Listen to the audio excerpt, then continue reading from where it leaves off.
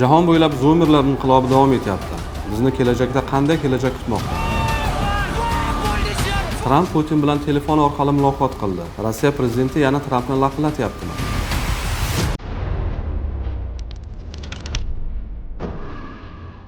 Assalomu alaykum. Bugun yakshanba 19-oktyabr. Jahon bo'ylab zoomerlar inqilobi davom etmoqda. O'tayotgan haftada Peru yoshlari mamlakatda favqulodda holat e'lon qilingani sababli ko'chalarga norozilik namoyishlariga chiqdi. 100 mingdan ortiq norozi yoshlar prezident Xose Yorining iste'fosini, pensiya islohotini bekor qilishni va mamlakatda korrupsiyaga qarshi kurashni talab qilishmoqda. Huquq-tartibot kuchlari bilan eng shiddatli to'qnashuvlar Kongress binosi tashqarisida bo'lib o'tgan. Politsiya ko'zdan yosh oqizuvchi gaz qo'llagan. Namoyishchilar esa toshlar yog'dirib, mushaklar otish bilan javob qaytargan. Ma'lumotlarga ko'ra 2 kishi halok bo'lgan, 122 kishi yaralangan. 11 kishi hibsga olingan. Avvalroq esa Marokashda va Nepalda yoshlar shunday faollik ko'rsatib, amaldagi siyosiy tuzumlarga qarshi bosh ko'targan edi. Xo'sh, nega zoomerlar siyosiy sahnada faollashib qoldi? Mazkur fenomenning sabablari va oqibatlari nimada? Sababi shuki, zoomerlar internet bor zamonda tug'ilishdi. Ularning hayoti va hissiyoti asosan internet va ijtimoiy tarmoqlar bilan chambarchas bog'liq bo'ldi. Ular ijtimoiy adolatni memlar va videolardan izlashgan. Ular raqamli asr farzandlari,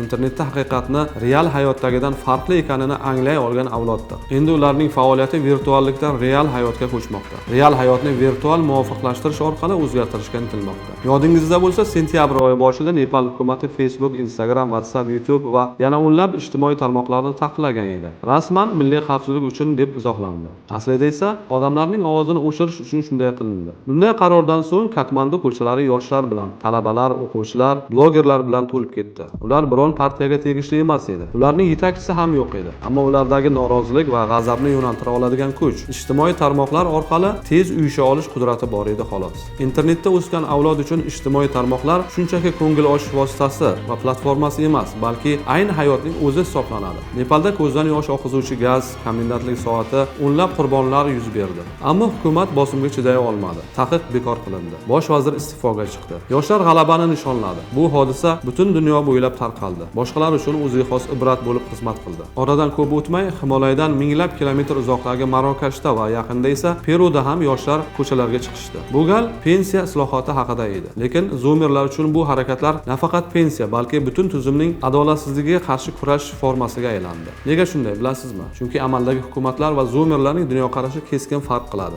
Eski tuzumlar avvalgidek propaganda va qo'rquv bilan odamlarni nazorat qila olishi mumkin deb hisoblashadi. Biroq endi eski shiorlar ish bermay qoldi. Nepalda ham shunday bo'ldi. Prezident va qirol uchun urushga chiqing deyish avvalgidek hissiyot uyg'otmayapti. Chunki internet shaffoflikni ta'minlayapti. Yoshlarning tanqidiy va teran nigohini o'tkirlashtirmoqda. Prezident uchun olg'a deyilsa-da, xalq qiynalayotgan bir paytda prezident oilasi va hamtovoqlari shohona hayot kechirayotgani oshkor bo'lsa, bu yoshlar uchun propaganda vazifasini o'tay olmaydi albatta. Nepaldagi vaziyat shundan darak berdi. Aksincha, Nepal yoshlarining g'azabini qaynatdi xolos. Eng yomoni, zoomerlar avlodi endi qo'rqmaydi. Chunki ularda yo'qotadigan hech narsa qolmagan. Uy, ish, barqarorlik bular ota-onalardan qolgan eski ertak bo'lib tuyulyapti. Real hayot esa dahshatli. Kredit va qarzlar, o'qish uchun kontrakt to'lash muammosi, ishsizlik, kelajakka ishonchning yo'qolgani, sifatsiz tibbiyot va adolatsiz siyosiy qarorlar imkoniyati o'rniga taqiqlar va tahdidlar, urushlar va iqlim inqirozlari yoshlarni bezovta qilmoqda. Hukumatlar kelajak yoshlarniki deyapti, ammo o'zlari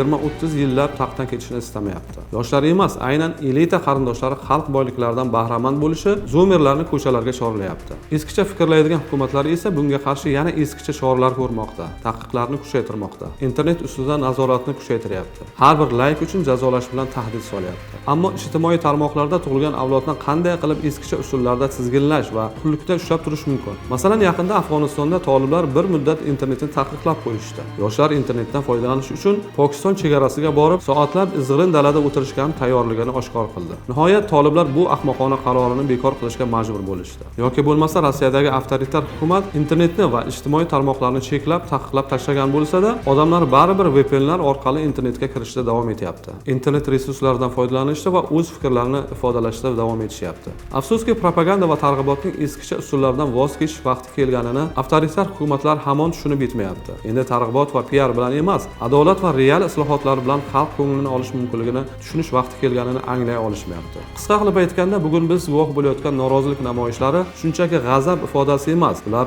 eski va yangi dunyoqarashlarning to'qnashuvi hisoblanadi. Eski dunyo iyerarxiya, an'ana va avtoritetga suyanadi. Yangi dunyo esa gorizontal aloqalarga, bir zumda tarqaluvchi axborotga va adolat hissiga tayanadi xolos. O'tayotgan haftaning yana bir muhim voqeasi Tramp va Putinning telefon orqali muloqoti bo'ldi. Jahon hamjamiyatida Ukrainadagi urushga barham berish borasida yana umid uchquni paydo bo'ldi. Ammo bu gal ham ikki davlat yetakchisining suhbati masalaga oydinlik kirita olmadi. 2025-yil 16-oktyabr kuni Amerika Qo'shma Shtatlari prezidenti Donald Tramp va Rossiya rahbari Vladimir Putin o'rtasida suhbat bo'lib o'tdi. Suhbat chog'ida ikki davlat rahbarlari Ukrainadagi vaziyatni muhokama qilish uchun yana bir sammit o'tkazishga kelishib olishdi. Navbatdagi uchrashuv Vengriya poytaxti Budapeshtda o'tkaziladigan bo'ldi. Vengriya tomoni ham buni tasdiqladi.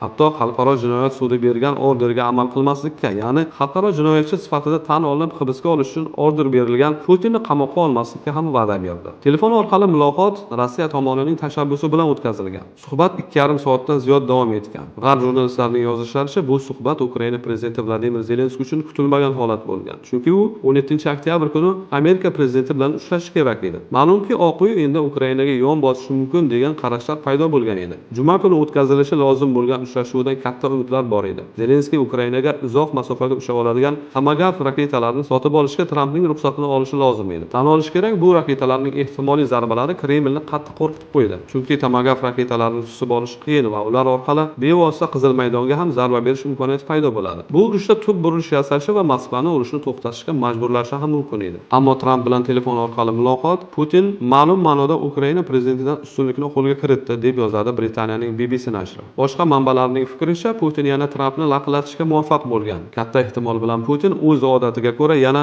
yadro qurolini ishlatish va 3-jahon urushini boshlash bilan shantaj qilgan bo'lishi mumkin. Ma'lumotlarga ko'ra, tomonlar Putin va Trampning Budapeshtdagi shaxsiy uchrashuvining tafsilotlarini muhokama qilishni boshlab yuborishgan. Rossiya tashqi ishlar vaziri Sergey Lavrov va AQSh davlat kotibi Marko Rubio 17-oktyabr kuni telefon orqali muzokara o'tkazishgan. Aslida Tomahawk raketalar majmualarining yetkazib berilishi Ukraina qurolli kuchlari foydasiga jang maydonidagi vaziyatni keskin o'zgartirmaydi. Biroq Moskva va Washington munosabatlarini normallashtirish jarayoniga tiklanmas zarar yetkazadi. Shu sababli Rossiya o'z nuqtai nazarini to'g'ridan-to'g'ri yetkazishni muhim deb bildi, deya vaziyatni izohlagan Rossiya tomoni. Telefon suhbati chog'ida ikki davlat rahbarlari Rossiya-Amerika munosabatlari tarixini, ayniqsa Ikkinchi jahon urushi yillarini esga olgan holda hozirgi to'qnashuvning paradoksal ekanligini ta'kidlashgan. Donald Tramp shuningdek Ukraina mojarosi tugaganidan so'ng Rossiya va AQSh o'rtasidagi iqtisodiy hamkorlik uchun katta istiqbollar mavjudligini ta'kidlagan. Suhbat yakunlariga ko'ra, prezidentlar aloqa va muloqotni davom ettirishga kelishib olishgan. Avvallari 8 marta Putindan hafsalasi pir bo'lgan Tramp bu gal suhbatdan so'ng Putin o'zini g'olib deb hisoblayapti, deya Rossiya prezidentini ko'ndira olmaganini tushuntirgan. Eslatib o'tamiz, Rossiya va AQSh yetakchilarining oldingi uchrashuvi 15-avgust kuni Alyaskadagi harbiy baza hududida bo'lib o'tgan edi. O'shanda ham jahon hamjamiyati bu uchrashuv yakuniy bo'lishiga va Tramp Putinga ta'sir o'tkaza olishiga umid bildirgan edi. Biroq muzokaralarning keti ko'rinmayapti. Putin esa Trampni yana bir bor laqillatib, yanada ko'proq Ukraina yerlarini bosib olishga urinyapti, deyishyapti mutaxassislar. Yevropa ittifoqidan farqli ravishda Tramp hatto Rossiyaga iqtisodiy sanksiyalarni kuchaytirishga ham jur'at qilmayapti. Garchi Rossiyaning asosiy daromad manbai bo'lgan gaz va neft eksporti cheklansa, urushga mablag' topishga qiynalishi aniq bo'lsa-da, Tramp bu borada sustkashlikdan nariga o'tmayapti. Biroq ayrim mutaxassislarning fikricha, bu sanksiyalardan katta natija kutmaslik kerak. Chunki Rossiya bevosita o'zi emas, balki o'ziga vasal davlatlar orqali hamda soya floti orqali gaz va neftni eksport qilishni ko'paytirishi ham mumkin. Ekspertlarning ta'kidlashicha, Rossiya va Putin faqat kuch tilini tushunadi. Putinning yaqinda o'z fikrida qat'iy qolgan Ozarbayjon rahbari Ilhom Aliyevdan kechirim so'rashga majbur bo'lgani ham fikrimiz isbotidir. Afsuski, Tramp Aliyev tushungan haqiqatni tushuna olmayapti. Muzokara va diplomatiya yo'li bilan Putinni urushni to'xtatishga ko'ndiraman degan xom xayoldan qutula olmayapti, deyishyapti mutaxassislar. Bugun sizlarga yetkazmoqchi bo'lgan tahlillarimiz shulardan iborat edi. Keyingi yakshanbada ko'rishguncha xayr. Omon bo'ling.